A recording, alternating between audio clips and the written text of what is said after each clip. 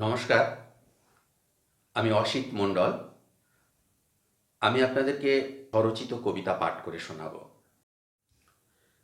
এবার আমি যে কবিতাটা আপনাদের সামনে পাঠ করে শোনাচ্ছি সেটার আমি নাম দিয়েছি রিংটোন। রিংটোন ছোট্ট একটি যন্ত্র হয়েছে জীবনের মূল মন্ত্র, সবার কাছেই আদরণীয় ও নিত্য প্রয়োজনীয়।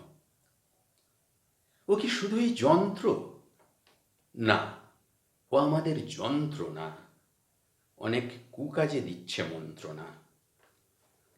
হ্যাঁ, মোবাইল মুহূর্তে জোড়ে মাইলের পর মাইল বাঁচাচ্ছে সময় আর জীবনকে করছে কাহিল।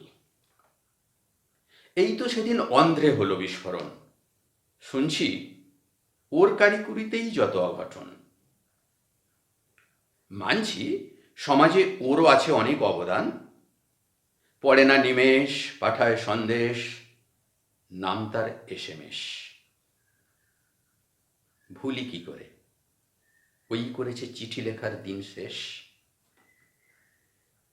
ওর জন্য বেড়েছে বেগ, কিন্তু ও যে কেড়েছে আবেগ। বলতে আমার একটুও নেই দ্বিধা, ওর আছে হরেক সুবিধা।